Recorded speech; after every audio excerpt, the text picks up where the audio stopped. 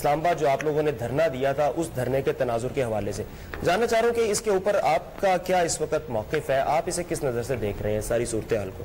ہمارا موقف تو بالکل واضح ہے کہ جی ہم کوئی ذات کے لیے تو نہیں گئے تھے، ختم نبوت کے لیے گئے تھے اور ختم نبوت کے مسئلے ہی کو حل کرنے کے لیے ہم وہاں بیٹھے رہے اور اس کے اندر جو معاملہ ہوا وہ آپ کے سامنے ہے اور اس کے بعد جو معاہدہ ہوا وہ بھی سامنے ہے۔ پہلے تو بات معاہدہ پر ہونا کہ جو حضرات یہ معاہدہ کروا رہے تھے اور وہ حضرات سارا کچھ اس کے اندر گرنٹڈ بنے ہیں تو وہ اس مسئلے کو حل کرے، یہ تو مسئلہ ہی نہیں ہے جو اٹھایا جا رہا ہے۔ سوال اتنا ہے کہ میڈیا پر اور اخبارات میں جو لکھا جا رہا ہے تو خدا کا خوف کرنا چاہیے بندے کو کہ یار جو مسئلہ ہے اس کو سامنے لائے نا کہ یہ لوگ آخر لاہور سے کیوں گئے، 21 دن سردی میں کیوں بیٹھے رہے بھوکے پیاسے، یہ سوال ہونے چاہیے اور اس کے بعد معاہدہ ہوا اس پر عمل درآمد ہونا چاہیے۔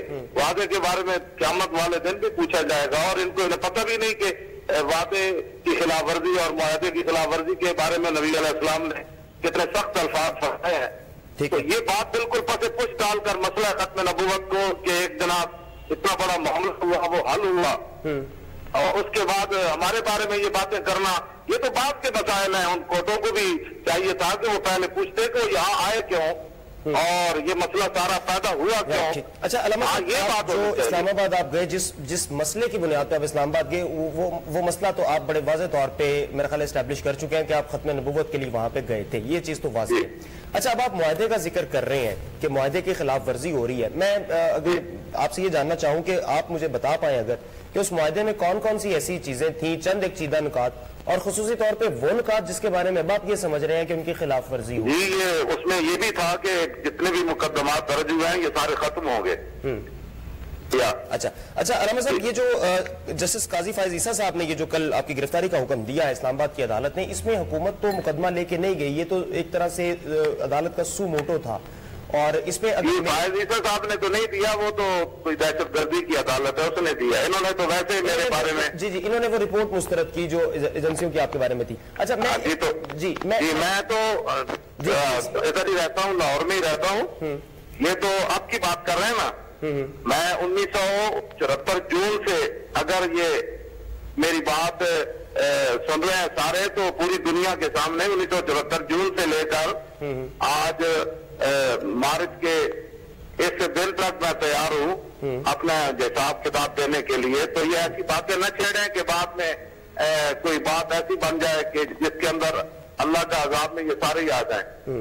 اچھا علامہ صاحب، آپ جو معاہدے میں گارنٹرز کی آپ بات کر رہے ہیں وہ ہمارے سب کے سامنے ہے کہ اس میں ہماری پاک فوج کے بھی جو لوگ تھے وہ شامل ہوئے تھے گارنٹر کے طور پہ، اور جو رپورٹ جمع کروائی گئی ISI کی جانب سے اس میں بھی یہ کہا گیا کہ آپ کے جو ذرائع آمدن ہیں وہ معلوم نہیں ہیں، اور آپ جس طرح سے فرما رہے ہیں کہ آپ 1974 سے یہاں موجود ہیں اسی شہر میں اور سب کچھ سامنے ہے، تو نہیں اس شہر میں نہیں، میں پڑھنے کی بات کر رہا ہوں، میں جیلوں میں پڑھنے کے لیے آیا تو اس کے بعد پھر میں لاہور میں آیا، لاہور میں مجھے 40 سال ہو گئے، تو ہم نے تو جو 20 ہماری وہ پینشن بنتی تھی محکمہ اوقاف کی مسئلہ ختم نبوت اور ناموس رسالت پر، جب انہوں نے مجھے پیر مکی کہا کہ آپ تقریر یہاں نہیں کر سکتے تو وہ تو میں نے پینشن بھی نہیں لی اور وہ جو میرے پیسے بنتے تھے وہ بھی میں نے نہیں لیے، مجھے لالچ دیا گیا کہ آپ اپنے بیٹے کو بھرتی کرا لیں، وہ تو میں نے وہ اپنا حق بھی نہیں لیا، تو یہ کیسے ہو سکتا ہے کہ میں لوگوں کا حق کھا جاؤں؟ اچھا اس رپورٹ میں آپ کے حوالے سے ایک چیز آپ کو کرپٹ کہا گیا اس رپورٹ میں کہ آپ کے ذریعے آپ کے بارے میں یہ چیز ہے کہ آپ مالی طور پہ کرپٹ رہے ہیں، مجھے نہیں پتا کہ آپ رہے ہیں،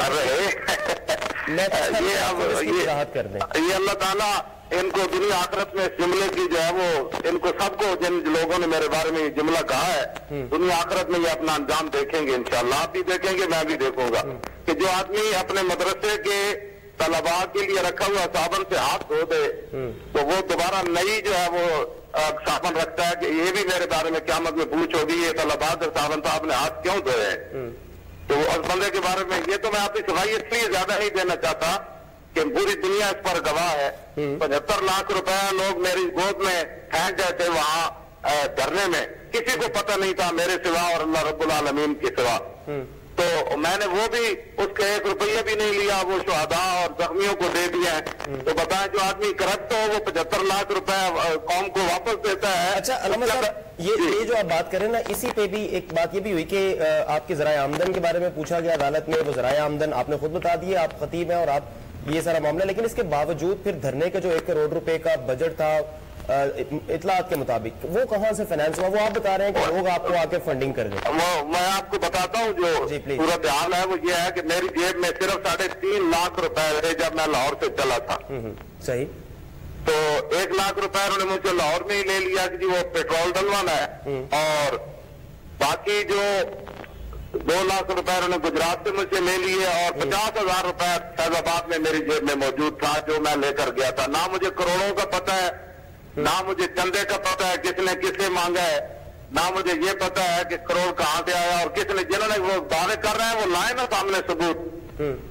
ٹھیک ہے, میں ادھر ہی موجود ہوں, عدالت لگائیں اور لاہور میں آ جائیں, داتا صاحب بیٹھ جاتے ہیں. تو جنہوں نے جو پیسے لیے ہیں یا جس نے کچھ دیے ہیں وہ میدان لگائیں اور وہ سب کے سامنے بات لائیں. میں تو ادھر ہی موجود ہوں, میرے جیب میں 3.5 لاکھ روپے تھے جب میں لاہور سے چلا تھا بس. رائٹ, ٹھیک ہو گیا. اچھا علامہ صاحب, ایک چیز اور ذرا فرما دیجیے گا کہ معاہدے میں آپ بیچ میں گارنٹرز تھے, اور ISI کی رپورٹ جو ہے وہ یہ کہتی ہے کہ آپ کے ذرائع آمدن معلوم نہیں ہے, آپ بدعنوان شخص ہیں. وہ میں نے محمد مالک صاحب کو بتا تو دیا تھا, ابھی مجھے 1 لاکھ روپے بندہ دے کر گیا ہے. رائٹ, ٹھیک ہے, وہ بالکل آپ نے بتایا تھا, اور آپ دوبارہ بھی اسی چیز کو بھی انڈورس کر رہے ہیں. لیکن سر میں جاننا ہی چاہ رہا ہوں کہ جن کے اوپر آپ بات کر رہے ہیں کہ گارنٹرز بیچ میں تھے, معاہدے کی انہوں نے خلاف ورزی کی ہے, وہی آپ کے بارے میں اس طرح کی رپورٹ بھی پیش کر رہے ہیں. نہیں, وہ ISI کی رپورٹ نہیں ہے, آپ تحقیق کریں نا وہ کس کی رپورٹ ہے. ISI کی یہ رپورٹ نہیں ہے.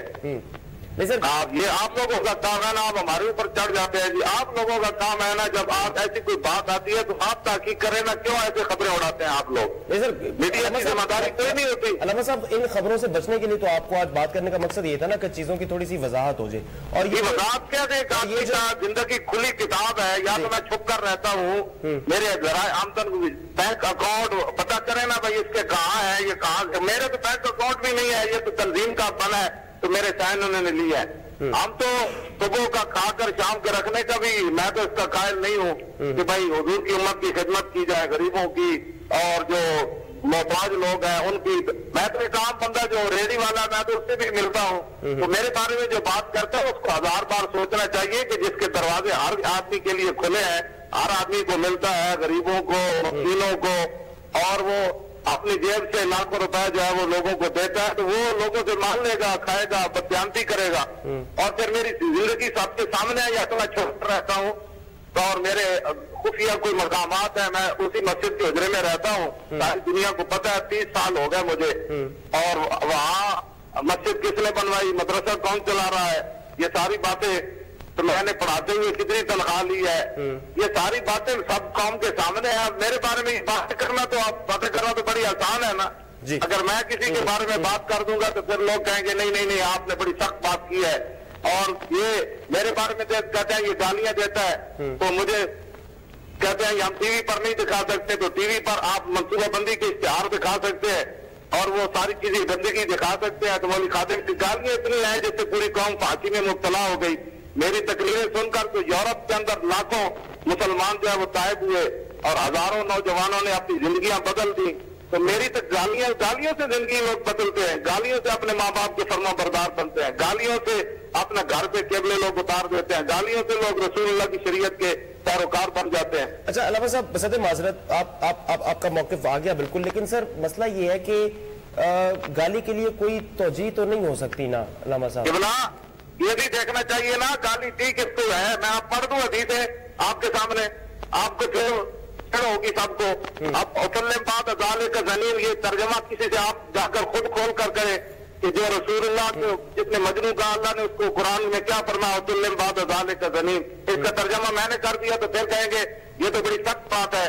سخت بات میں کرتا ہوں, گالی نہیں دیتا. سخت بات اگر اس کو لوگ گالی سمجھے تو گالی ہو. میں نے کبھی کسی ماں بہن کا نام لیا ہے. رائٹ, ٹھیک ہو گیا. نہیں اب چیز بات ہوگی نا, یعنی گالی اور سخت بات میں فرق ہے, اور آپ سخت بات کرتے ہیں. اچھا گالی اور سخت بات میں آپ نے کہا نا کہ فرق ہے نا اس میں. ہاں یہ فرق ہے, یہ جھوٹ بولتا ہے میرے بارے میں. میں تو جو خواتین اسلام ہے یا مقدرات اسلام ہے ان کے ادب آداب کا میں تو ہمیشہ حضور کے خود پہ پڑھ کر بتاتا ہوں کہ عورتوں کے حقوق اللہ نے اور رسول نے ان کو کیا دیے ہیں اور ان کا مرتبہ اور مقام اسلام میں کیا ہے.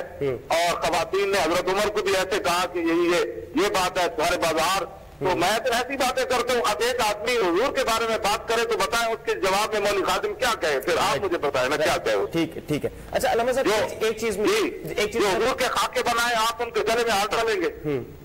جو حضور کے گھر تک خاکے جا بنائے, فلمیں جا بنائی, جو قرآن کو جلائیں گے مولوی خادم ان کے بارے میں کیا کرے گا. جو برما کی بچیوں کے کباب بنا کر کھائیں مولوی خادم ان کے بارے میں کیا بات کرے گا. جو مسجدوں عراق کے اندر گھوڑے جا باندھے انہوں نے اور شرابیں جاتی امریکی فوجیوں نے, تو پھر ہم کیا کہیں گے ان کے بارے میں. یہ تو ویسے سازش ہے. میں تو اقبال کہتا ہے دے کے احساس زیاد تیرا لہو گرما دے, فکر کسان چڑھا کے تجھے تلوار کرے. میں تو یہ باتیں کرتا ہوں جو اقبال نے کیا. تو نے پوچھی ہے امامت کی حقیقت مجھ سے, آپ تجھے میری طرح صاحب اسرار کرے. ہے وہی تیرے زمانے کا امام برحق جو تجھے حاضر و موجود سے بیزار کرے. دے کے احساس زیاد ہے تو احساس زیاد دیتا ہوں.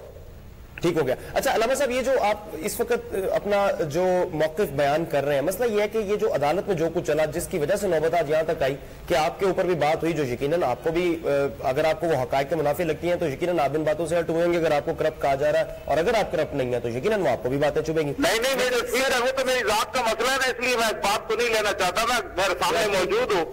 ٹھیک. میں علامہ صاحب کہنا چاہ رہا ہوں کہ جب تک یہ معاملات یہ دونوں عدالتیں اسلام آباد کی سوال اتنا ہے کہ اگر انہی لوگوں سے پوچھ لیا جائے کہ رسول اللہ کے 11 فیصلے کس نے نہیں مانے تو پھر یہ کیا جواب دیں گے لوگ.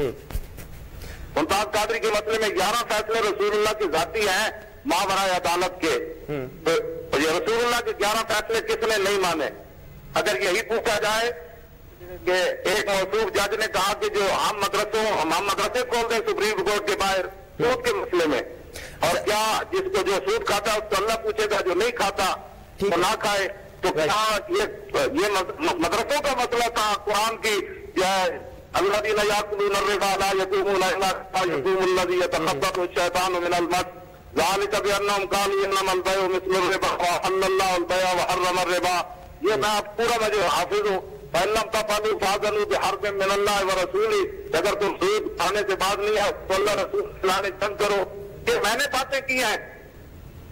اچھا علامہ صاحب جی آپ درست کہہ رہے ہیں. مجھے یہ جاننا ہے سر کہ یہ جو اسلام آباد کی عدالت دونوں عدالتوں میں اسلام آباد وہ تو میری ذات پر ہے نا, میں موجود ہوں. میری ذات کے لیے وہ کمیشن مقرر کریں جو مرضی مقرر کریں کہ صاحب کی بندہ کرپٹ ہے, اس نے فلاں بندے سے پیسے لیے ہیں وہ تحقیق کرو, فلاں بندے سے فلاں کھا گیا. دودھ کا دودھ پانی کا پانی ہونا چاہیے. آپ تو اپنے آپ کو کھلا مطلب اس کے لیے پیش کر رہے ہیں. لیکن علامہ صاحب یہ جو اسلام آباد کی عدالت میں یہ معاملات چلتا رہا اس میں کیونکہ میرے یہ علم میں نہیں ہے, میں جاننا چاہ رہا ہوں آپ لوگوں کی جانب سے, آپ کی جماعت کی جانب سے کیا وہاں پہ کوپریشن ہوا, آپ لوگ کیا وہاں پہ گئے؟ بات یہ ہے کہ جب ہمارا معاہدہ ہو چکا ہے تو یہ تو مسئلے جان بوجھ کر چھیڑے گئے نا. جب معاہدہ ہو چکا, بات ختم ہو گئی, تو اس کے بعد ان مسئلوں کو چھیڑنا چاہیے تو بنتا ہی نہیں ہے. تو ان لوگ سے سوال ہونا چاہیے جنہوں نے معاہدہ کیا کہ کیا ان کے معاہدے کی کوئی اہمیت ہے یا نہیں, ان کی کوئی زبان ہے, کوئی ان کی لکھائی ہے, کوئی ان کا دنیا کے اندر عزت آبرو وقار ہے معاہدے کا بھی کوئی دنیا میں کہ نہیں ہے. یہ تو ان سے سوال ہونے چاہیے.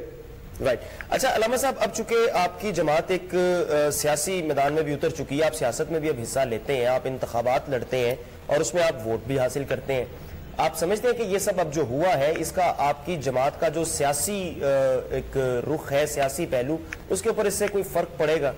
فرق نہیں پڑے گا, بلکہ وہ تو زیادہ ہماری عزت کا باعث ہے. ابھی چیچا وطنی میں جو دنیا استقبال کے لیے کٹھی ہوئی تھی وہ تو تصور نہیں ہے. ابھی خانے وال میں جو دنیا آگے کھڑی ہے, لوگوں کے اندر اس میں مزید اضافہ ہو رہا ہے کہ اگر حضور کے دیش کا نام لینا جرم ہے تو پھر جو یہ جرم جو ہے یہ تو صحابہ نے بھی کیا, یہ جرم تو 1400 سال ہو رہا ہے. حضور کی ختم نبوت پر پہرا دینا اگر جو ہے وہ کرپٹی ہے. اور ٹائم چیک کو پیش کرنے میں ہمارے ساتھ تعاون کیا ہے. مان پیو چستی سے جیو. ہمیں کرپٹ کرنے سے رائٹ, ہمیں لوگ کرپٹ رہتے ہیں, وہ ساری دنیا جانتی ہے ہمیں کرپٹ کون ہوتے ہیں اور وہ کیا طریقے ہوتے ہیں. ہم نے تو یہاں سے فاطمہ تک کی سفر کیا, بغیر روٹی کھائے, مجمع میں تقریر کر کے تو اپنی جیب کے پیسے لے کر واپس آ گئے. پیٹرول بھی اپنے پیسوں کے ڈالتے ہیں. تو میرے بارے میں وہ کون بندہ کہہ سکتا ہے کہ جو 11 گھنٹہ سفر کرنے کے بعد روٹی بھی ان کی نہ کھائے پھر واپس آ جائے اور اپنی واپس آ کر ایک روٹی لے کر اس کا 4 رکھ کے روٹی کھا لے؟ مجھے لوگ کرپٹ کہیں گے، وہ تو کہیں گے کہ یہ اس نے تو قرون اولیٰ کی یاد تازہ کر دی ہے۔ ٹھیک ہے، اچھا علامہ صاحب، میں چونکہ پہلے بھی آپ سے ایک دفعہ انٹرویو کے دوران ایک سوال میں نے آپ سے کیا تھا اور آپ نے مجھے اس کا برملا جواب دیا تھا کہ آپ کو یہ جیلیں، پولیس ایجنسیاں، آپ ان سے کبھی بھی خائف نہیں ہوئے، آپ کبھی ان سے خوفزدہ نہیں ہوئے۔ اگر میں نے پہلے بھی ایک دفعہ آپ سے انٹرویو کیا تھا، اس میں آپ نے میرے ایک سوال کا برملا جواب یہ دیا تھا کہ آپ پولیس، تھانے، عدالتیں، جیلیں، آپ کبھی ان سے خوفزدہ نہیں ہوئے، اگر میری یادداشت درست ساتھ دے رہی ہے سر تو۔ خوفزدہ اس معنی میں نہیں ہوئے، تو جرم کرے تو بندہ خوفزدہ ہوتا ہے نا، جب جرم ہی کوئی نہیں ہے تو خوفزدہ کس بات کا؟ رائٹ، بالکل۔ اچھا، اب سر مسئلہ یہ ہے کہ یہ عدالت کا ایک حکم ہے اور حکومت شاید ٹھیک ہے، حکم ہے تو وہ معاہدے والے سے بات کرے کیا؟ رائٹ، ٹھیک ہے، چلیں۔ آپ چونکہ آپ کہہ رہے ہیں کہ آپ کا معاہدہ وہاں پہ، تو بیچ میں وہ معاہدہ لازمی رہنا چاہیے، رائٹ، ٹھیک ہے۔ علامہ صاحب بہت شکریہ، آپ ہمارے موجود تھے اور اپنا موقف اور اس ساری صورت